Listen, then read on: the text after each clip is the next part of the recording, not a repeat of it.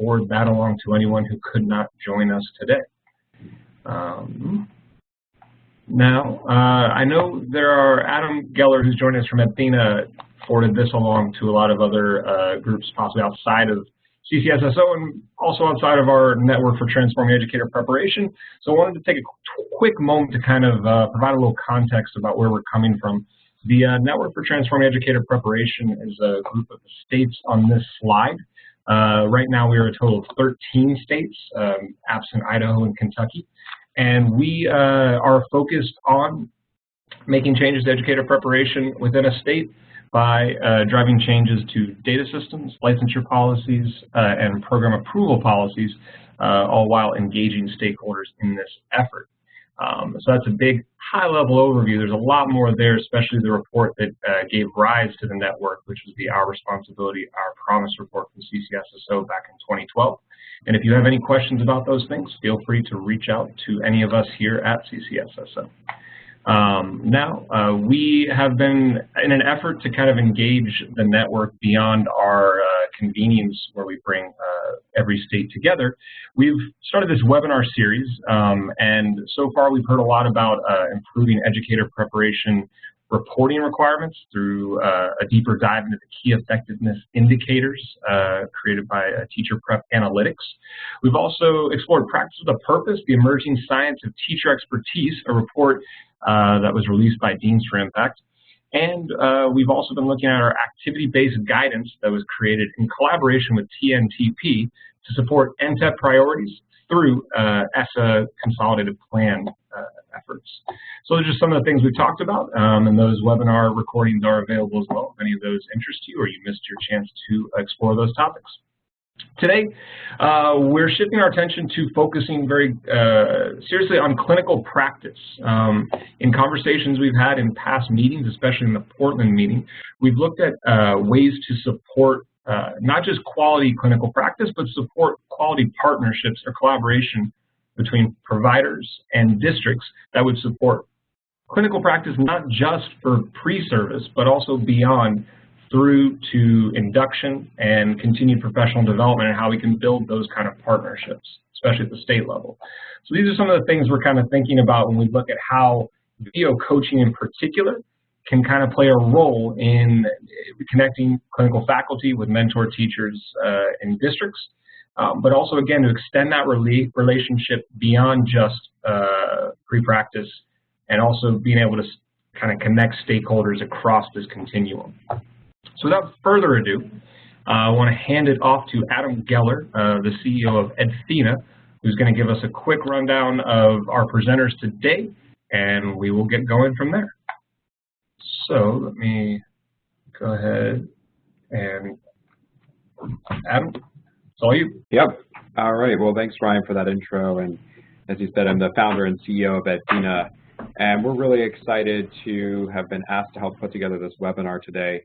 For those of you that aren't familiar, Edthena is a video coaching platform, and while we helped assemble the presenters, we're not going to talk a ton about Edthena today, actually.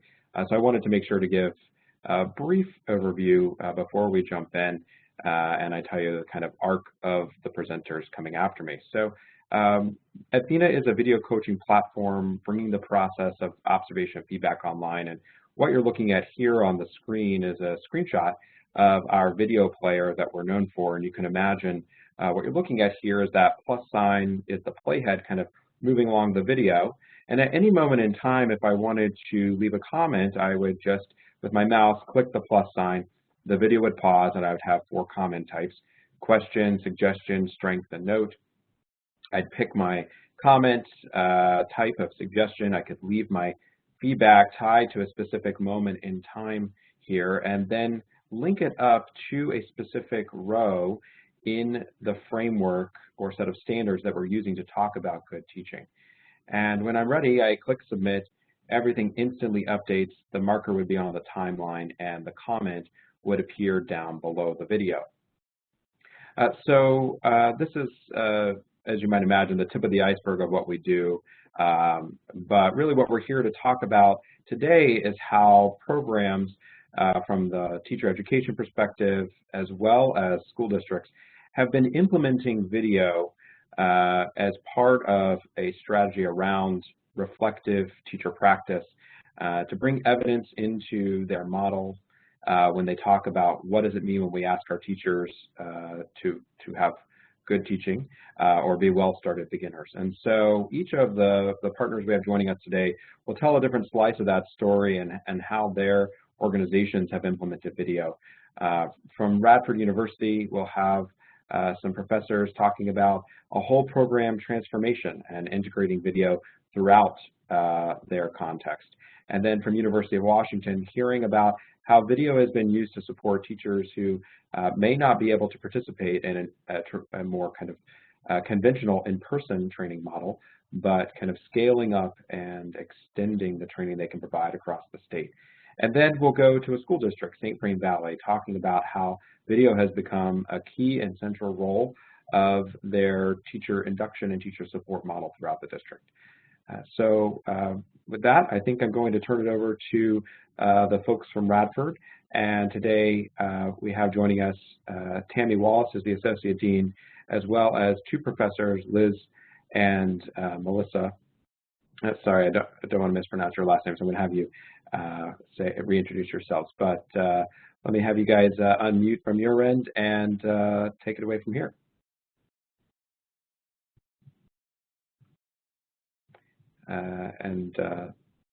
Can't hear the Radford folks quite yet.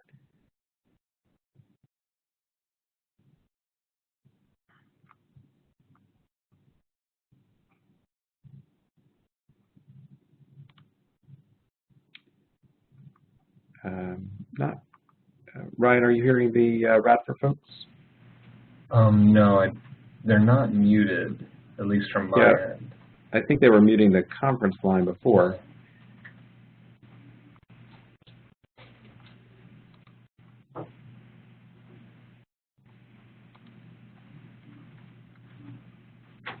They said they're not muted on their phone. You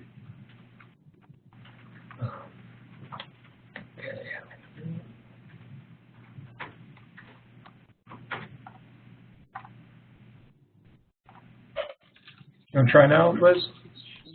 Okay, can you hear us now? There we go. Okay. Forgive the confusion. Yes, love technology. Hi, this is Tammi Wallace from Radford University, and we're going to share very quickly to integrate video into our candidates' course experiences. And we're also going to talk about the supports we put in place to successfully implement video via Edthena into our programs. Are we advancing our own slides? They're going to advance for me. You just say advance to the next one. Okay, yes, thank you. So moving on to context, so just to give you a little bit about who we are and where we are. We're located in Southwest Virginia, 36 miles south of Roanoke in the Blue Ridge Mountains. We were founded in 1910 as a state normal school for women, and we have a proud history of preparing teachers in Virginia and all across the country. We have 19 educator preparation programs, elementary, middle, all areas of secondary and special education, the fine arts, as well as health and PE and foreign languages. We also have graduate programs in educational leadership, literacy, counselor education. We graduate approximately 200 students a year in our programs. We place them in both rural and urban contexts. So Roanoke, Virginia would be an example of an urban context, and deeper Southwest Virginia, the Floyd area or Giles, an example of a rural context. We first implemented or integrated video into our programs about 4 years ago. We started with a couple of faculty members as a small pilot, and they gave feedback to the members of the faculty in the School of Teacher Education and Leadership about using video with students, and we're very excited about having that opportunity to engage students in really meaningful conversations based on video, what they saw. And so after that first year, the director and the faculty decided that everyone would jump in and use Edthena. And so we had a lot of faculty helping each other by giving ideas about how they were using it with students in their practices, things like lunch and learn sessions. Different faculty members would share their expertise, if you will, using that piece and sharing new insights as to what they gained in using that with their students. Moving into challenges implementing this, of course, is the training for everyone, training for students, supporting faculty. The faculty did a really nice job supporting one another through those informal conversations and professional developments they had with each other. We decided to institute Edthena across all of our educator preparation programs, beyond the ones inside of our School of Teacher Education and Leadership. We do have programs associated in colleges other than the College of Education and Human Development. So this year, all of our programs are using that format, and we are using a clinical course fee to take care of the charges associated with using the tool. And every student in a field experience are using it. We even have our graduate students in the counselor education program using that platform this year as well. And so things are working out well. We're still sharing what we learn, and we're excited about what using video is doing for our candidates. So the next slide, please. So what is it doing for our candidates? Well, we're seeing a lot more depth in their level of reflection. You know, viewing themselves helps them focus on concrete aspects of their teaching, right? Things to focus on. So, for example, whether it's questioning strategies or how they're using formative assessments or even noticing and responding to student behavior, being able to see that allows for that deeper reflection. It also helps facilitate better dialogue between our university supervisors and our candidates. It helps the candidate to actually be able to see what that supervisor has observed. So that doesn't give them the opportunity to deny what the faculty member saw in the observation, because we can pull up the video and there it is, and there's something specific. Whether it's something that they're doing really well or an area needing improvement, it just anchors that conversation. In addition to reflection, our candidates are also using video to help them be more proactive. So if they want to try out a new instructional strategy and test it out before they implement it with the children in their classrooms, it gives them an opportunity to practice that in a real space that's safe, and then to invite the supervisor in to offer feedback on that strategy before using it with the students. And it also has helped our students engage in collaborative communities of practice. And Dr. Lisanti is going to give you some examples of what she's been doing with students in her communities of practice. Could you please advance 2 slides? You'll notice this one says typical challenges, the next one says what is video done for our candidates, and now we need to move to the next one. Oh, I didn't know about that. Good afternoon. I am Melissa Lisanti, and I am here today with my partner, Liz Altieri, and we actually use Edthena in all of the ways you just heard. We have found that video reflection is really enhancing the process that we use to reflect and collaborate with our interns. And one of the examples that we have really enjoyed developing, and it's taken some time and we learn something every year, is our circle of practice model. And Liz's and my interns, we co-supervise because Liz is in special education faculty and I am in elementary education faculty, and our interns are actually collaboratively placed for a semester. So they co-plan, co-teach, and co-assess. And that means we have a pretty urgent need around developing skills in professional communication and collaboration, how to give feedback to each other, how to know what's working for all of the students in the room all the time, how we make the most effective use of both of those human resources with the students. And so the video tool really helps us do that, because it's even easier than to supervise and follow 2 adults around the room when you have that video kind of keeping an eye on one intern while we may be observing and watching the other intern. So we know that our students need to leave us ready to participate in some key reflective and collaborative environments, whether it's going to be grade level teams, departmental structures, learning communities. All of these now are ways that we expect teachers to participate and see to their own growth and development. And so in the process of doing that, we found that we could actually group our students together into circles of practice, and in those circles of practice, we actually attend a specific instruction on how we give each other positive and specific feedback, how we help each other generate questions for study or reflection, how we help each other by supporting noticing and observation, how we accurately identify our strengths and areas for growth. We actually look at how we share ideas in ways that are supported by literature and research. All of these kinds of things. The commenting function on our video tool really helps us link to literature and methods courses. We encourage them to make connections to the skills that we've really targeted in seminar. Liz and I, in the process of supervising over the course of a couple of weeks, may notice a pattern in a skill that needs development across the cohort, and we turn that into our focus skill, and we do some reading, and we look at some baseline videos of ourselves, and then we go and apply that skill over the next couple of weeks and record ourselves a couple of times and look at it. So our students are grouped with 3 other peers in other grades and across 2 schools. Those target skills really help them focus in on what we want them to deliberately practice, but then they always inevitably launch other inquiries. As the students are looking at themselves through one lens, they end up seeing connections to some of the other practices they've already heard about in their methods courses. Each leader has a group leader, and that person alerts the supervisor when the group has finished their exploration and is really ready to get then the supervisor's take.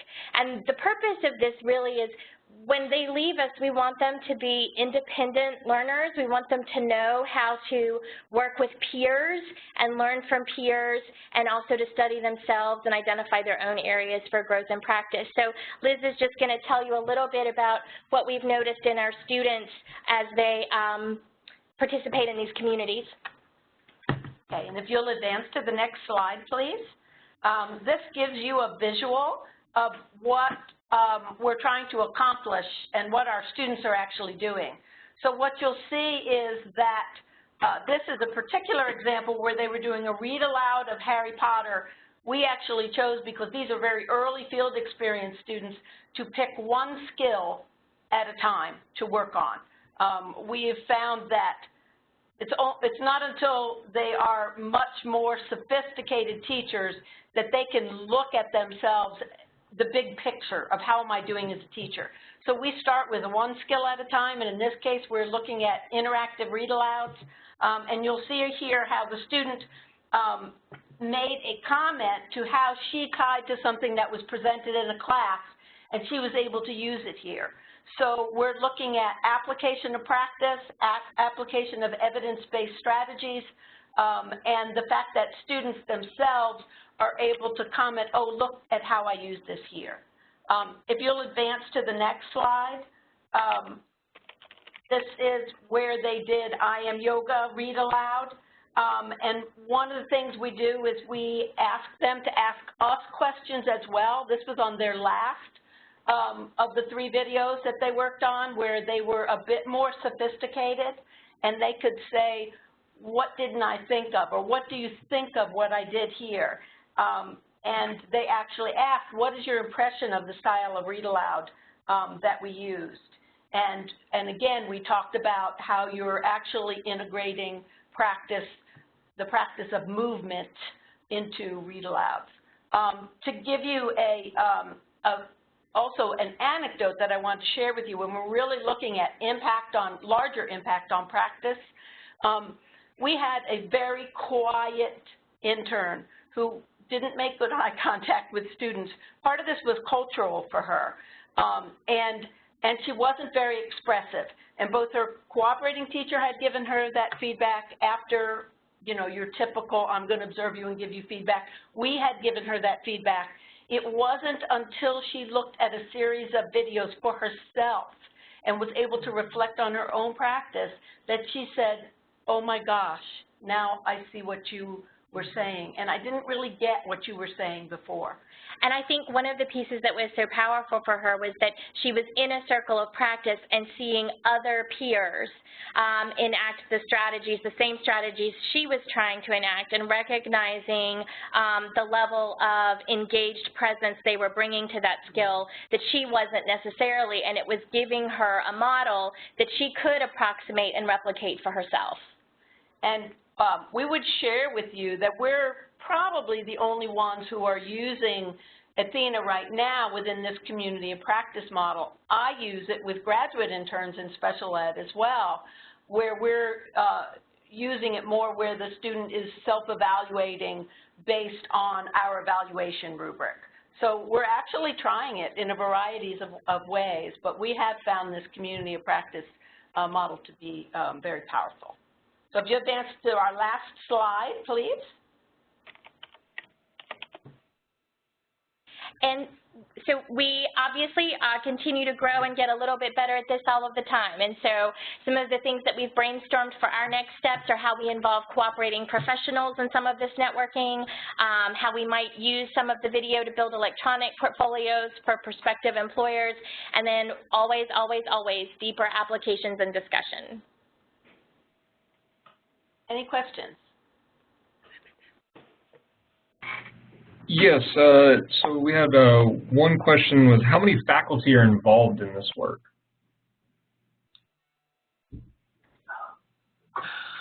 There are about 40 faculty members who supervise in all of our programs, so I would say 40, yes. Mm-hmm. Gotcha. And then another question was, let me make sure I get the wording right, who decides what to videotape? So at this point, a lot of those decisions are actually made either within the program area or within the supervisor's preference or structure. So for example, in my program area in elementary education, we have certain things that we all have in common, certain pieces that we all want all of our students to experience, and then we also, though, have the intellectual and academic freedom to use a model like circle of practice, which is something I think is really important for them to be equipped for when they leave here. So we actually still have a fair amount of flexibility, but at the same time, I think that's one of the reasons why we've made it such a standing agenda item on departmental meetings and program area meetings, so that way we can ensure that our students are at least getting a consistent opportunity to practice and reflect on their videos. But I think the important thing is that different programs have different needs instructionally, and different supervisors have different placement structures and different partnerships with different schools. And so having that flexibility to make the right decision for the outcome we want, I think, has been an asset. I will tell you that I sit in on the leadership meeting for the School of Teacher Education and Leadership, and one of the things we've been currently discussing is that maybe what we would have common across our programs is that there would be some measure that captures a video application of high leverage practices. Mm-hmm. We have one more question, or actually it's kind of two. Are coaching teachers trained using the equipment as well, and how do you go about doing that? So you mean the collaborating professionals who are in the schools where the interns are placed? I believe so, based on this question. Okay, yes. So if we're talking about our cooperating teachers, that's our next step. Okay. It's how we might involve cooperating professionals. Right now, all of that coaching work happens through the cohort and through the university supervisor and student relationship.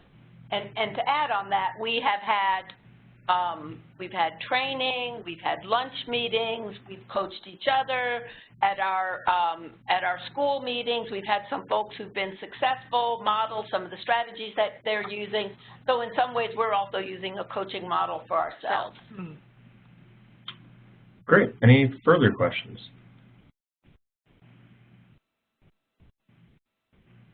Thank you. All right. Well, we have one more. What resources and materials would you suggest for others who are interested?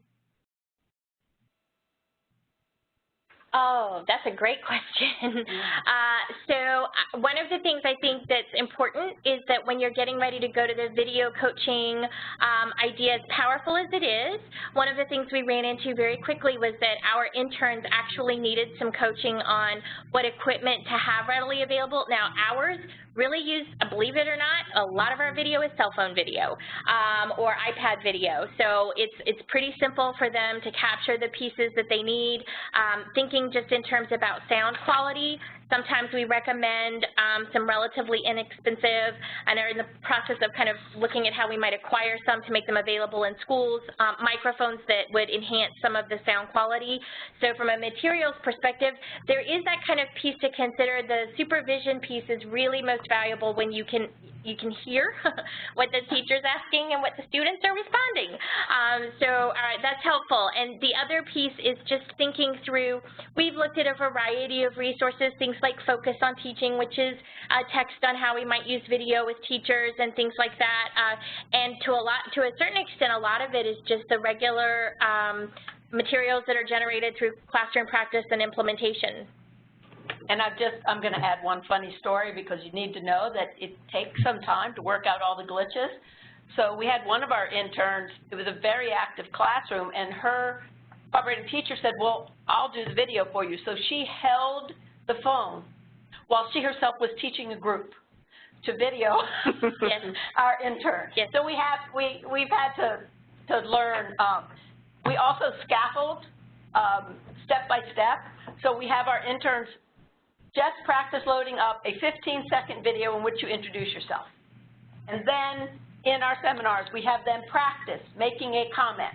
So we actually have them practice each of the technology skills before we can really get into the using this for observing and commenting and reflecting.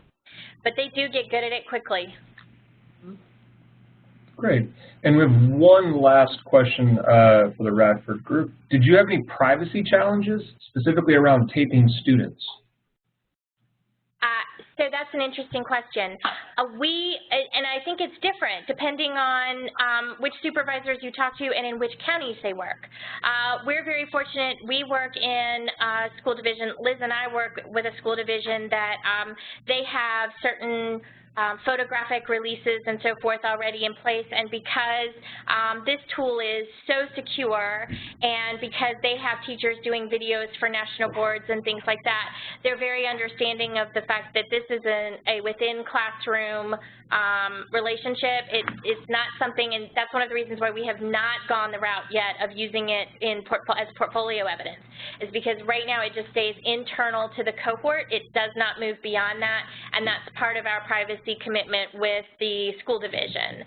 So they're letting some of those existing policies become our umbrella as well. And just to add one more thing, we meet monthly with our superintendents in our partnership districts, and before we fully implemented Edthena, we talked to them about permissions and assure them that the platform was secure and we would have no compromises there. So. Right. And so then we just get permission. If we need a video, we right. get permission from the appropriate folks. Right. Well, fantastic. Thank you all very much. Now, Adam, would you like to introduce the next group? Sure thing. Well, thank you to everyone from Radford for coming today. And now for kind of another slice of the teacher education part of the continuum, we're going to go to Megan Kelly-Peterson from the University of Washington. She is the program director for a program called UACT, and I'll let her tell you more about exactly who UACT is serving and how they're using video to ensure that all teachers across the state are getting an equal teacher education experience. Great. Hello, I'm Megan Kelly-Peterson, and I am excited to be able to talk to you a little bit and to learn also to be able to hear what others across the country are doing as well. So if you go ahead and move to the next slide, please. The UACT program is an alternative route program in Washington. So we are just a teacher certification program. This is for teachers who are full-time teachers of record. So they are both pre-service and we're working on induction simultaneously because all of the teachers enrolled in our coursework are both on limited teaching certificates and earning certification at the same time while being a full-time teacher in general ed classrooms all day, every day. So it's 3 quarters worth of courses. They can choose to go on to work towards a master's in education upon completion. We meet weekly, and we meet by content teams. So we are focusing in particularly on the endorsement that individuals are seeking. So someone who's working to earn an elementary endorsement doesn't meet weekly or regularly with anyone who's working to earn a secondary math endorsement. We meet by the context that they're teaching in. And then we have programmatic sessions for the entire cohort of candidates each quarter. And we have this hybrid structure where we are both online and also in person because we are working and supporting, as Adam said, teachers across the state. So if you go ahead and advance to the next slide. This is a very crude map of Washington, but Seattle is that top star, and we have teacher candidates who are about less than 30 miles away. However, with traffic and an after-school class sessions, to get up to Seattle on a given afternoon, it's going to take them close to an hour and a half to get to campus, and so we support people who are at a distance as well, who are relative distance to Seattle in the South Puget Sound area, but also in South Central Washington, about 4-hour drive away. For the first 5 years, the UACT program partnered only with Teach for America and supported core members who were new to Washington and earning their teaching certificates while teaching full-time through that organization. And districts are now reaching out to us directly, and so we are partnering also directly with school districts to try to better understand the needs of that particular context and district and support them through a grow your own model in terms of an alternative pathway. So we had to think, because of the fact that we are supporting candidates at distance, how does video become a useful tool for us to be able to really understand what's happening in classrooms, and since we couldn't be there and supervise as much as we could when we had teacher candidates just down the street from us. So we needed to really try to think strategically and critically about how we were going to use video in more thoughtful and purposeful and strategic ways. Go ahead and advance to the next slide, please. Very, very big picture. As a whole program, we are working on a set of what we call core practices. I heard one of the other presenters talk about high leverage practices, right? Some kind of way of thinking of, we have a set curriculum, the things that teachers do every day, like elicit and respond to students. That's something that any teacher is doing at any moment in time, and so we want to focus in and be able to support their development and building out of those kinds of practices. And we have those couched within core principles or commitments in terms of a kind of vision of teaching that we are working towards and fostering in our teacher candidates. And over and over and over throughout our coursework, we are having them come back to these ideas by thinking about enacting and then deeply reflecting on their practice. And so I'm going to walk us through one example of this, of the way we're using video across multiple aspects of our program.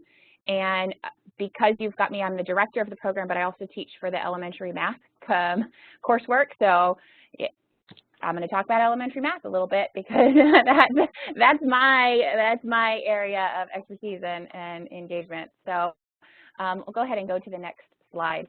So colleagues of mine have developed this kind of learning cycle, a framework that we use across all of our coursework to think about the ways that we are enacting our work as teacher educators in terms of supporting novices or practicing teachers to learn how to do this really complex work. So at the center are those core practices. That's what I really want a teacher candidate to walk away with, and to have an opportunity to think more deeply about the ways that they elicit and respond to kids, or the ways that they're orienting students to each other, or the way that they're teaching towards instructional goals. But I'm going to couch that within a kind of lesson, a kind of task, a kind of activity that can be doable across grade levels. So when I'm working with elementary teachers, I'm supporting teachers across kindergarten, sometimes up through 8th grade, but mostly through 6th grade. And I have to think about how do I want everybody to get better at those core practices, but I need to give them an opportunity that all kids across that span can engage with. And so we have particular what we call instructional activities, and we use that as a container to build both student learning and also our teachers' learning. And video is a part of every single experience that the teacher candidates are working through. So if you go to the next slide, please. One of the kinds of tasks that we have our teachers practice in their classrooms, our elementary teachers, is something that we call choral counting. And we count all the time in elementary grades. And so actually I want teachers to get smarter and more thoughtful about the ways that they are supporting their kids to count and to use the counting in order to make connections to computation, big ideas about place value. And so when we count collectively, and we record that count, not just count for counting's sake or for the kind of rote practice of it, we have opportunities to notice a lot of really big math ideas. So in a counting up by 8s, starting at 0, we can notice a lot of things about multiplication. We can start thinking about and justifying why we're noticing patterns in the count. And this can, like I said, this can be at any grade level. Counting up by 8s might be at 3rd grade, but I could count up by 2s, or I could count up by 1s, or I could count backwards, or I could count by 2/3. And I can start anywhere. I don't always have to start at 0. It's a short 15 to 20-minute warm-up. And given the current state standards, we have to really think about supporting kids to be able to talk to one another and to make sense of each other's ideas and to understand the content likely differently than many of us had experiences learning, definitely different than the way our teacher candidates that we're serving had engaged in math themselves as learners. So we want them to be able to provide opportunities for their students that better match what the expectations and standards are. If you go to the next slide, please. So again, when I'm trying to support my teachers to think deeply about this work, we need to watch some video of it. They first need to experience it themselves as learners, so we practice and they engage in this task of choral counting together as a whole group, and they think about it and they talk about it, and they are valid participating learners in the moment. And we watch a lot of different videos at a variety of different grade levels. What does it look like for kindergartners or pre-kindergartners to do this? Or what does it look like for 6th graders to engage in the task? What's appropriate tasks for across the grade levels? And a lot of times we have to really dig into the math. So I use this as an opportunity also to build the specialized content knowledge that elementary teachers need to know. They need to know why, when I am counting up by 8s and I record it in columns of 5, why does it increase by 40 as I move across a row? What's happening there? And digging in deeply to the different ways that counts might be recorded or different kinds of counts gives us the opportunity to also build content knowledge while thinking about opportunities where kids can learn more deeply as well. So video allows us to see across grade levels, across contexts, whether we're teaching in rural schools or whether we're teaching in more urban schools, because our teacher candidates across the state are in very different kinds of experiences. Our teachers are supporting students with a variety of different language needs, so that we can watch exemplar videos to be able to think about the ways that teachers support the kids in their particular context to engage more deeply in the content. And our candidates, because it's an alternative route, some of them have had a wide range of experiences of seeing and being in other classrooms, whether they were substitute teachers or maybe they did complete education coursework in their undergrad degree, but many of them have not had the opportunity to have the kind of apprenticeship of observation experience, and so video becomes a tool for us to be able to provide as much of that as we can. If you go to the next slide, please. So then we're going to move into really thinking about how do we get our teachers to be able to do this work with their own students. And we use planning protocols that we have developed as a scaffold to try to support teachers so that they feel successful in doing this. As an alternative route program, I want my teachers I know that they have hard days and many times they are surviving, but I want them to also experience success and excitement and deep engagement and learning by their kids every day.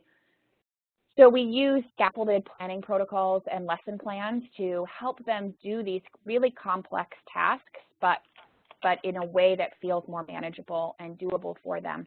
And we rehearse then in the moment of our classwork or coursework together, where we ask one of our teachers to get up and try it on.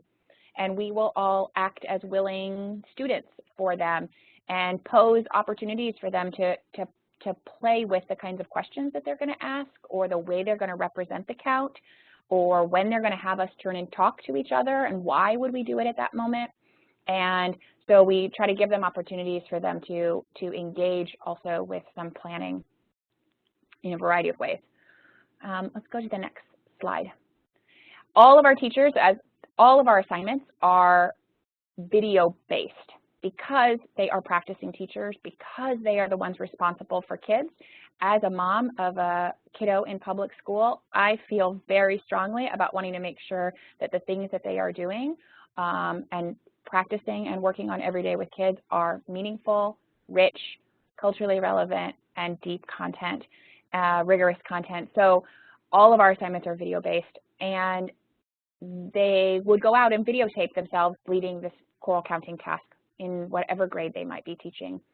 And then they're going to upload those videos. We use Edthena also, like Radford talked about, and the teachers are going to then be able to think deeply about and learn from their practice by having a moment to be able to step back from the lesson and watch it and reflect on it and make some sense of it when they are outside of the craziness of the in-the-moment teaching. Great, perfect. Now go ahead.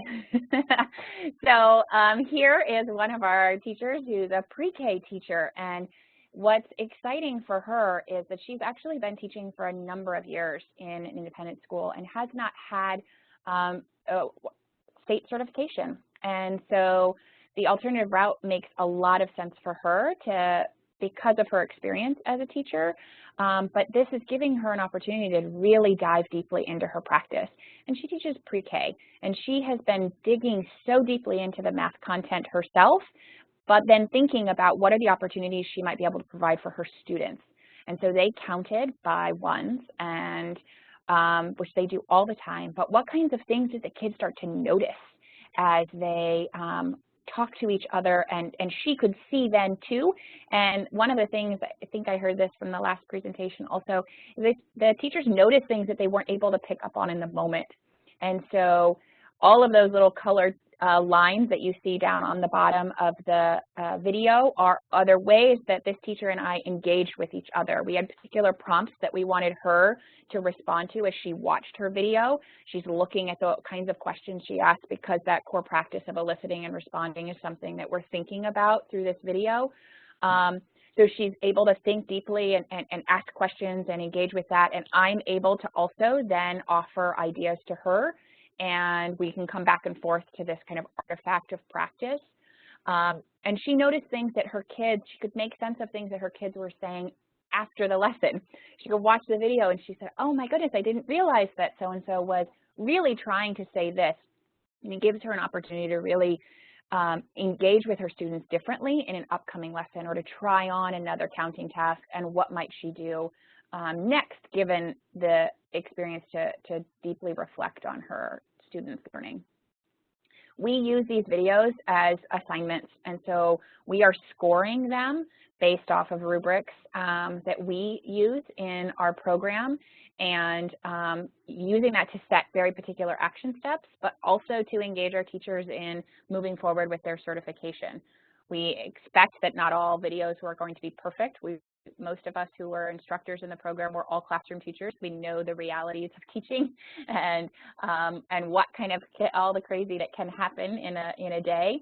But we also care deeply about ensuring that the learning experiences that the students in the classrooms of these teachers are getting is as rich and as rigorous as possible. Go ahead and move to the next slide, please. So again, I just wanted to try to be able to offer an opportunity for how video kind of plays out across all of the facets of learning that we create for our teachers to be able to think more deeply about their practice. The UX program is one of 5 teacher ed programs in the college at the University of Washington, and all of our programs are using video in some capacity and in some way, many of them also using Edthena. And different programs or different courses engage in similar kinds of learning cycles like this in a variety of different ways. So it's not just isolated to what we do in our particular program, but given the fact that our teachers are across multiple sites and distance, video has been absolutely integral to our work. Our elementary teacher candidates are submitting a video every week, and we're on a quarter system, so we're watching across the quarter, usually 8 to 10 videos across content areas, which give us quite an opportunity to be able to really get to know kids in classrooms and the ways that teachers are supporting them. Go ahead and move to the next slide, please. So I just have a couple of kind of quotes from alums or graduates of our programs. We're trying to really think about providing opportunities where we're helping them with their work tomorrow, get better at their work tomorrow, but also become a reflective, thoughtful, critical, analytic teacher long term. And as I heard the last presentation share, the video piece has been key for them as they're noticing things that they say that they didn't realize they say over and over again. And many of them plan and still use video after they complete their work with UX. It's become so second nature to them to watch themselves and learn from their practice that they find themselves doing it after the fact. Many of them are teaching in similar schools, either schools in the same district or within the same school, and so oftentimes they create little continued video clubs for themselves after the fact, after they finish the UX program. All right, I think that's my next slide. I'll try to answer any questions. Fantastic. So we have one. You mentioned that you have every week they're sending in a video, but what's the typical length of video captured for these assignments? Yeah, usually we are scoring 20-ish minutes, and so I encourage our teachers to submit whatever video they collected. Oftentimes they are setting up their smartphones or their iPads or their laptops, and they videotape the entire lesson, and I ask them for the particular 15 or 20-minute chunk that they would like me to score or their instructor to score. So sometimes the videos that they're uploading are an hour, and sometimes they are much shorter. I encourage teachers, and oftentimes they will use it, and that something is happening. For example, I had a phone call with one of our candidates last week, and she's really struggling with a very particular time of day. Right after lunch, right after recess with her 4th grade boys, they come in after recess and they are frustrated and angry about whatever just happened at recess. And she is trying to figure out what to do in the moment because it seems to escalate each day, and by Wednesday it's quite disastrous. And so I asked her to set up a camera and just put her phone up and to videotape, and then she can share those videos with me so that while I can't be there in the moment, and it's not an assignment, but she's so used to videotaping, the kids are so used to videotaping that they have forgotten that the video is there, that they just go about their daily lives, but it gives me an opportunity to have a window into her classroom because I can't get there since she's a couple of hours away. Great. No, you brought back some memories of my 10th grade history classes after lunch. Well, then I have another question. How do they use the scores? Do they use it for formative assessment of candidates or for program improvement? I guess is for you all. Or yeah, both? I mean, we're using it for both. It's their completion of coursework. So any one of our assignments are, we have a 3-part assignment. We are looking closely at their lesson planning, at their enactment, and then at their reflection. And those reflections might be through comments that they're making directly on their video, or we might ask them to do a formal reflection paper, always with very particular prompts. And so we use those scores to grade, we use those rubrics to grade their assignments. We know that not all practice is perfect, and we actually want them to learn from their practice, not to create beautiful, polished, amazing, perfect lessons every single time. We want them to be real. And so if we find that a teacher is struggling, if the goal of the lesson is to ask more open-ended questions and to allow for more student inquiry, but instead we find a video that is really teacher-directed and more lecture, then we are going to ask them to do it again. And we use those rubrics to give very particular feedback on the kinds of opportunities that we want students to have to learn and the kinds of practice that we want the teachers to engage in. Excellent. How have you collected the exemplar videos? We've collected them in a variety of different ways. I think a lot of them are from ongoing, or what opportunities that we see from professional development materials that are published and made readily available. We go out and we videotape ourselves, not to say that we are exemplar all the time by any means, but slightly more seasoned and more experienced, and so we will collect videos of ourselves. We also, like I heard the previous presenters share, we can use and use videos for program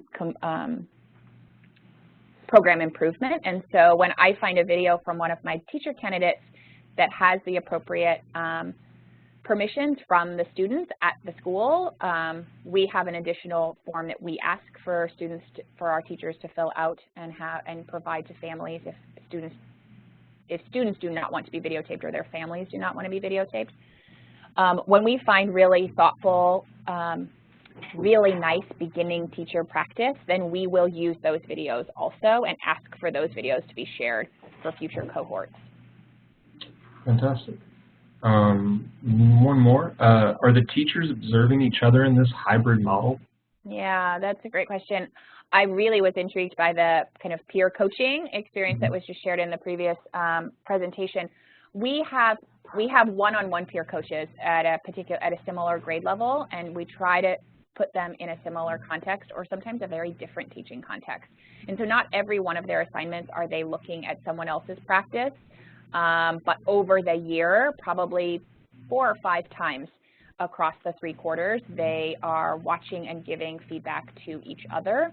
But most of the feedback is between one of their instructors or coaches and themselves. Yeah. Any further questions?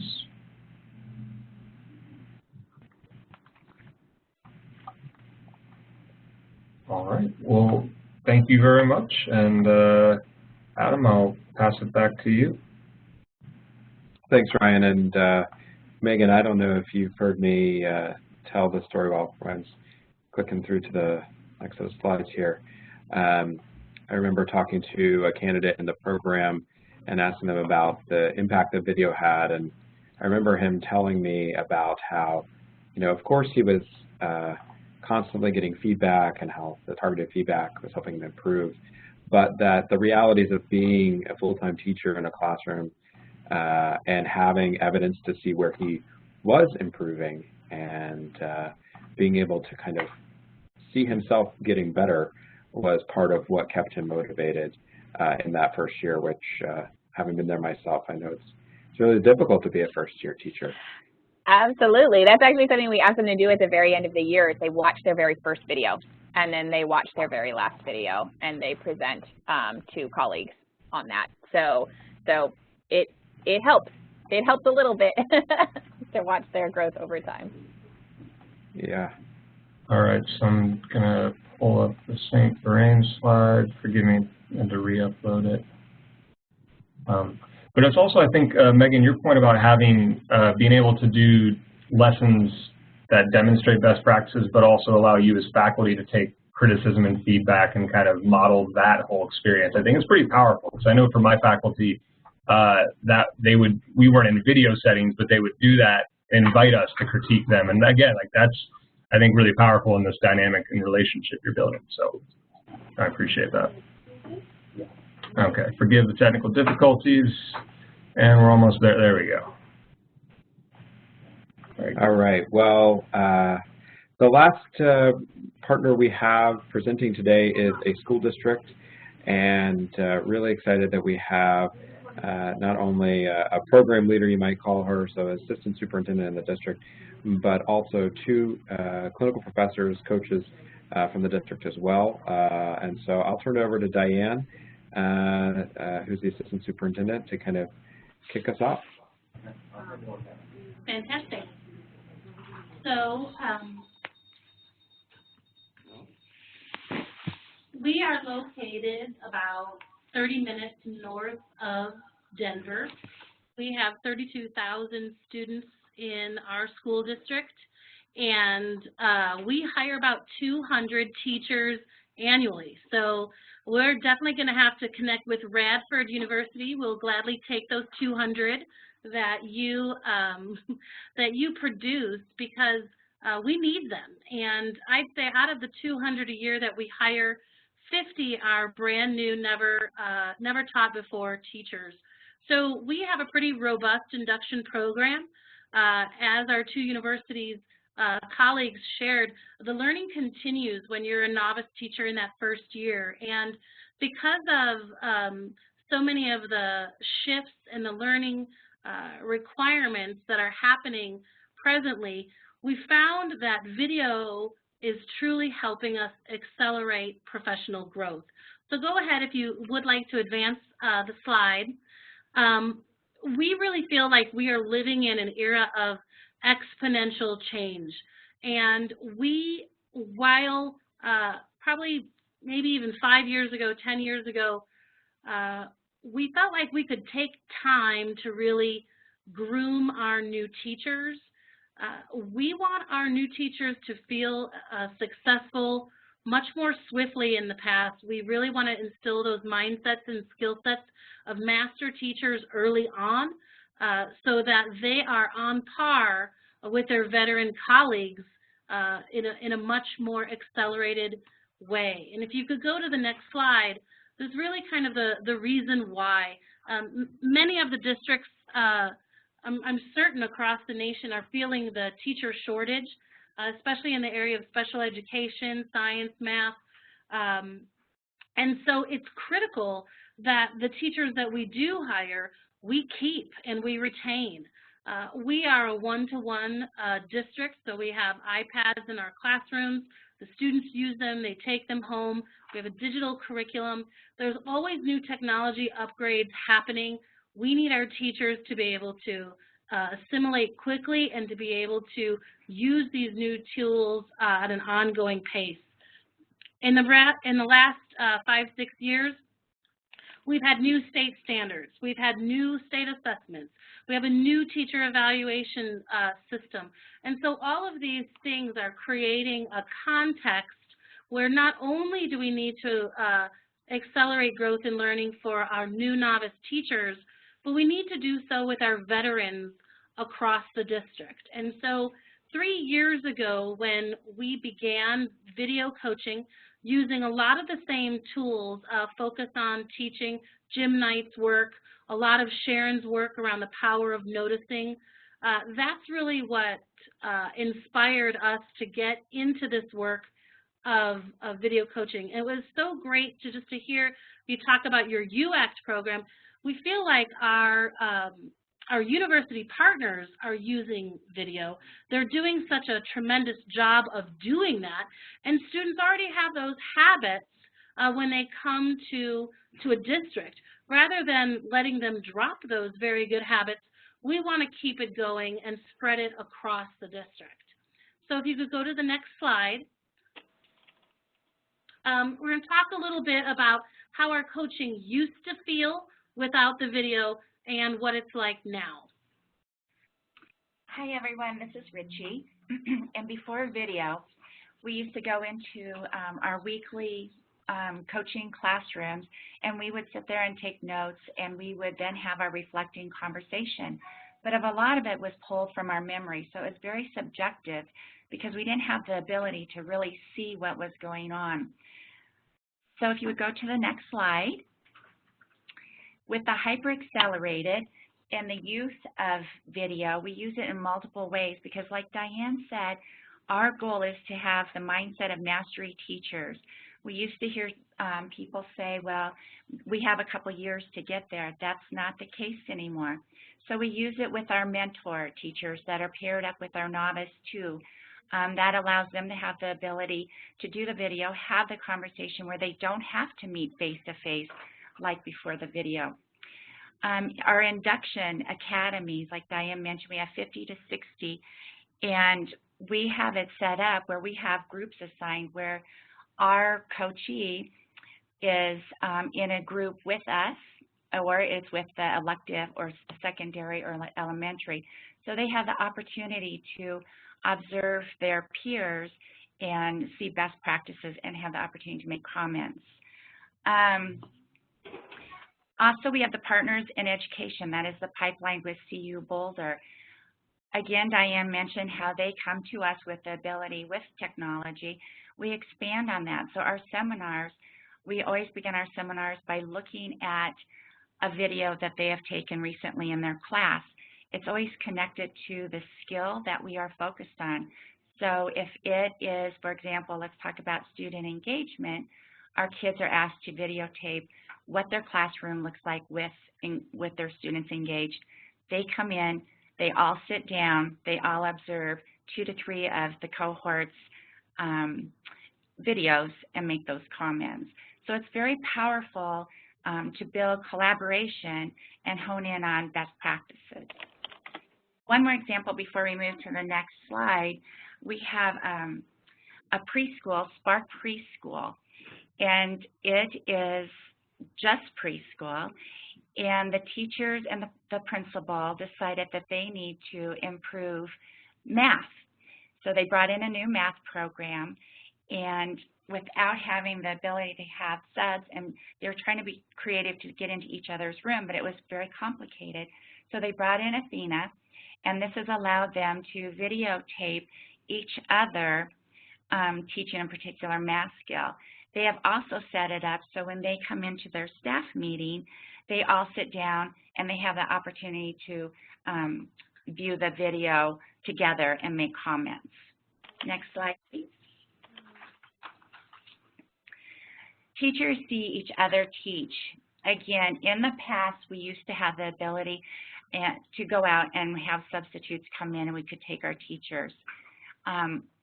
Our belief is to keep the classroom teachers in the room.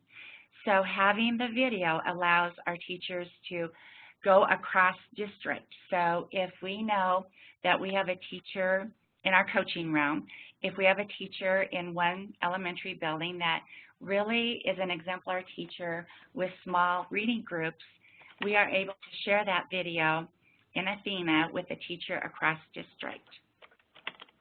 Teachers reflect and share their practice. Again, that is growing a common language, a common vision of what the best practice is throughout the district. Lesson studies. We have a building that used to do the flip camera with lesson study. Now with the use of Edthena, it is simplified. The way that looks is I'm going to target a first grade group.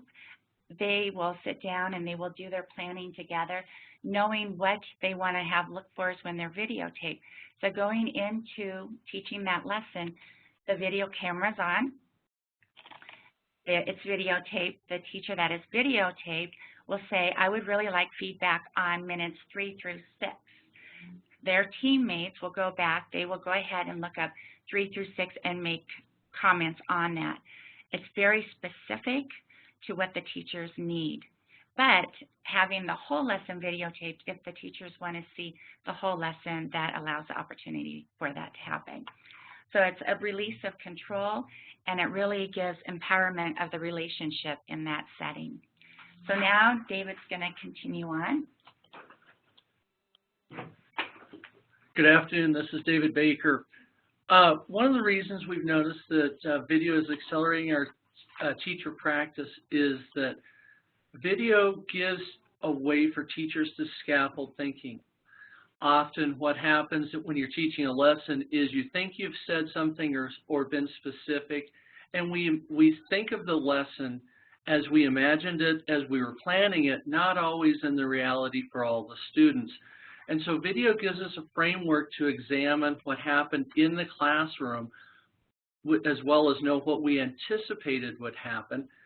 And we can watch it for how was my management, how was my instruction, how was student engagement. And so teachers can look at one situation in their classroom, use that in multiple ways to see how all their practice is integrated into an effective classroom of learning.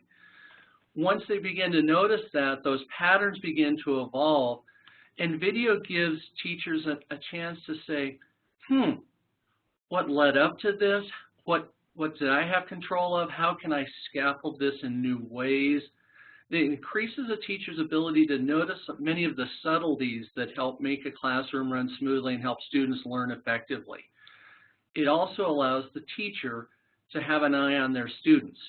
Often our teachers will start out videotaping themselves as they're a little bit uncertain of how am I doing as a teacher, but they begin to look at saying, my teaching is reflected in what my students are doing, and so they start to use the eyes of what my students are doing as a lens for what am I doing as a teacher. So they connect their instruction to student learning, and they're starting to see what are the things that I do that help my students be most effective as we're dealing with more and more complex skills, as students are doing higher levels of learning, as students are working together in a variety of ways, as we're using technology. In all of the ways that teaching is changing rapidly, teachers need to be able to have an eye, an ability to observe what's happening with sophistication, to be able to step back from the instruction, because we can't see it all at the same time in class, but be able to step back and say, did what I wanted to have happen actually happen in my classroom? And so the video gives us a scaffold to think about it. It gives us a way to notice patterns and then connect that to the learning that our students are doing. Next slide, please. This is an example of a coaching conversation that just happened last week with we were out of town at a conference, and my teacher was giving a quiz, and this was the quiz preparation time. He and I had an ongoing conversation about this, and the question was, what was going on in your classroom? What did you expect? What did you anticipate was going to happen, and what really happened? And we had that ongoing look at why the kids chose what they did. And what this teacher found is he anticipated the kids would group themselves up, but they had a great level of confidence in their skills, and they had no desire to work in groups other than a few that ran into initial problems. But this gave us a chance to really focus on direct instructional practice. Next slide, please. I'd like to tell you about Stephen. Stephen was a teacher who was an excellent young first-year teacher, but he had that class right after lunch. These were sixth graders. They started out the year pretty good. Partway through the year, it didn't get so good right after lunch as they're coming back, as sixth graders are prone to do. Well, we started taking video and watching this, and the first day he said, I just don't know why class is getting so slow. So we just turned on the video, took 12 minutes from the time they walked in to actually do anything. And yes, there was a student standing on the desk. In the first picture, you see a locker being opened. If you saw the rest of the video, the young man proceeded to open 5 other lockers. And many of the students were gathered around the teacher asking questions. Stephen was at the point where the principal said, he's a great young teacher, but I'm worried about his classroom management. Not first thing in the morning, but right after lunch, and it was an indicator of that something needed to be refined. We showed the video to Stephen. After about 2 minutes, he was squirming uncontrollably. After 4 minutes, it was getting painful. The coaching conversation at that point became, what do you want your classroom to look like? Next slide, please. We continued to videotape that same group of students at the same period of time, continued to refine what Stephen was doing. And his students, at the end of that 3 weeks, were able to transition, come into the room, get their materials out, be started on their warm-up in under 1 minute, and he went from having the principal saying, good young teacher, but I'm concerned, to this is one of my young stars growing in my building. And he is still with us in our district and is teaching now at the high school level, but is able to do amazing things with his students because he saw that there was a problem. He saw the change that he needed to make, and through video was able to see the progression each and every time. It wasn't me saying it to him. It was Stephen identifying. The coaching helped him clarify what he needed to do. But we saw the evidence when we could sit down at the end of, boy, what did it look like at the beginning? What are the changes? What's happening now? And then we got to the end. At the end, he was a very successful teacher. Next slide, please. One of our key beliefs is that teachers seeing themselves empowers them to adapt to the learning needs of their students. And it's building those habits of self-direction. In the beginning, first picture that we showed, as well as this slide, we actually have coaches that are working with classroom teachers. Not only have they commented in Edthena on it, but then they're having other conversations face-to-face. Video is the third point, allowing us to become self-directed, to really think deeply. So whether you're a brand new novice 1 teacher coming fresh out of college, whether you're coming to our district with a few years of experience, whether you're an experienced teacher just wanting to refine your practices, we have over 150 users in our district, all taking the time to reflect on practice, help each other grow, and grow as professionals meeting the needs of our students. Next slide. If you have questions, we would love to answer them. Great. There's a couple questions. Where does video coaching sit in the context of a state with a highly developed evaluation system? That's a great question. In our district, we are just exploring the opportunity to use peer observations. And so currently our coaching is external from the evaluation process. Our coaches are not evaluators. Our principals are the evaluators. Teachers can use the video that they have archived as evidence of their practice, so they can bring in their principal into the portal to take a look at the evidence. But in our district, it is the teacher that invites the principal in to look at the video evidence. Great. Let's see. So like video is a switch from typical ways of doing PD at the district level. Has this spread beyond the new teachers in the district? Yes, absolutely. And our first year, we were really incubating the use of video with our inductees, and immediately teachers in the building were noticing what was happening. And so our coaches who worked with the new teachers maybe there was a third grade partner who would say, wow, can I do that too? And so even though we were coaching a brand new third grade teacher, we would say, sure, let's be part of a group and we can work together. So we started to see that spread. Stephen, who David mentioned, his second year as a teacher, because he had been engaged in this video work with his middle school team of teachers, they kept talking about how they would love to see each other teach. He was a math teacher, he worked with a science, a social studies, a language arts teacher. David said, well, let me give you Edthena accounts and you can all videotape each other and give each other feedback. They were ecstatic. So now we have 4 of our schools who are using in their building professional development to propel inquiry studies, whether it's lesson study like Rychie was talking about at one of the schools, math professional development school goal at Spark Preschool, or student voice and choice at one of our middle schools.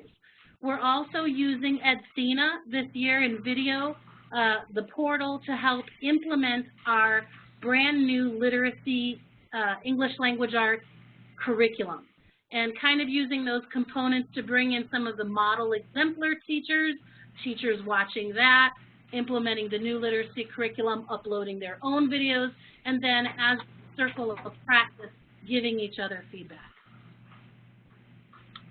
Fantastic. Any further questions?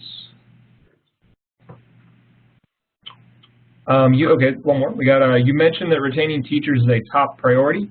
Are you noticing any patterns of teachers reporting that they feel more supported and retained in their roles? That's a great question. You know, we're fortunate to have pretty high rates of retention already, and I think that what we're finding, this is why we're transitioning more of the video work to some of our novice 2 teachers. We feel like our brand new teachers that come in with 0 years of experience, our novice teachers, that we're doing a lot of this video support and one-on-one coaching, they are very strong after that first year. But we're kind of turning our attention now to the teachers that we hire that come in with between 1 and 2 years experience. David is working with their mentors. They don't have coaches, and mentors are full-time teachers, so they don't get released to go and work with them, observe them very much, and support their work. And so we're really hoping to refine the use of video so that we can increase the efficacy and effectiveness of our novice 2 teachers. Well, and another question that kind of connects with that idea in terms of the system that's supporting all the teachers, do any of the faculty members or school coaches use Edthena to improve their own professional practices? Absolutely.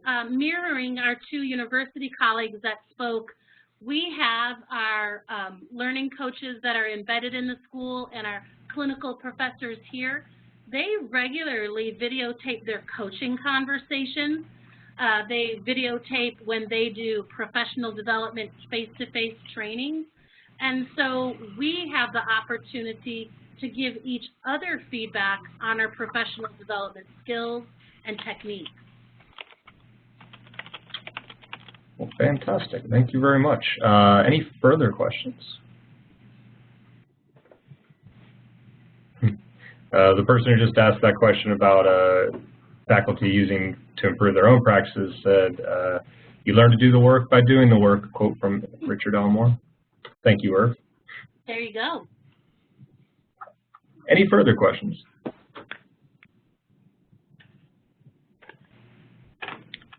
Well, I think that's going to be an opportunity. We're getting pretty close to time. Adam, did you want to add anything to the end here? Yeah, very quickly, I just want to kind of frame up, why we felt it was so important to bring our partners to this webinar. Thank you, everyone, for your time, of course. But, as individuals with roles in state departments of education, there's a huge opportunity to be explicit about the use of video and encourage its use within your schools of education and teacher education programs, as well as within the school districts. I think out there's a lot of people that believe video could be powerful, and with some, let's call it guidance language, I would imagine that we would see the adoption of video accelerate across our teacher education programs and districts across the country. So I think there's a huge opportunity here as state-level decision makers, and I hope that this has been helpful. If there's anything that I can be helpful in answering questions about what we've seen across the country, please feel free to contact me as well. Great. And again, this has all been really relevant in terms of the conversations where we're touching on issues of shortages and trying to retain teachers. But also, it was that map from the Washington State example where you're able to kind of spread your influence across a very large state into rural areas as well. And so all of this very relevant and really important. So thank you to all the presenters and to Adam for bringing everyone together. We really appreciate it. And we hope you all have a wonderful rest of your day. The recording will be available once I have it in my inbox. I'll send it out. If you do have any questions, feel free to reach out to me. Feel free to reach out to Adam. And we thank you all and hope you have a wonderful rest of your day.